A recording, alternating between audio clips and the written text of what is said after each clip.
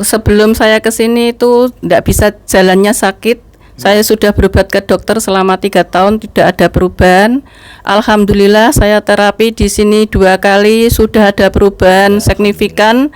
Dan ini tadi saya nambah soal supaya sembuh total maksimal.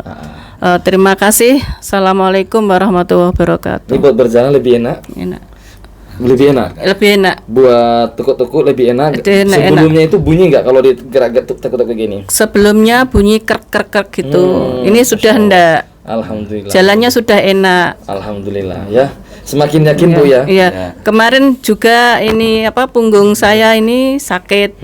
Di sini sudah alhamdulillah sudah enakan. Biasanya kalau bangun tidur pas subuh itu ya. Iya.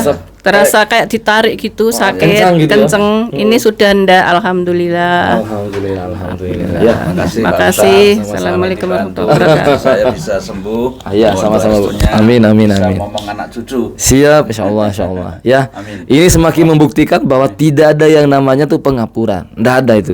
Oh, ini karena kurang oli, nggak ada. Itu semata-mata karena engselnya itu nggak pas. Geser tulangnya itu, teman-teman. Kita bisa buktikan.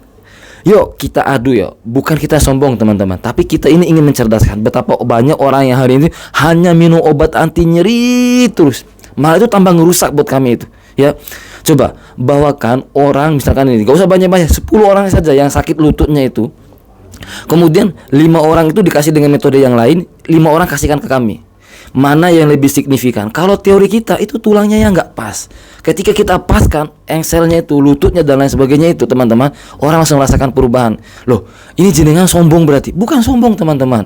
Supaya mencerdaskan orang, betapa banyak orang hari ini tuh hanya minum obat terus, hanya dikasih sinar terus, kemudian dipijit terus. Padahal masalahnya bukan di otot, bukan masalah di otot ini. Masalahnya itu geser tulangnya. Nah, gimana caranya? Kita geser balik. Bagaimana caranya?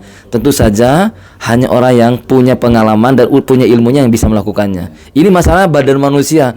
Kalau kita kasihkan kayak gini, nanti kalau salah gimana? Kita nggak mau tanggung resiko ya.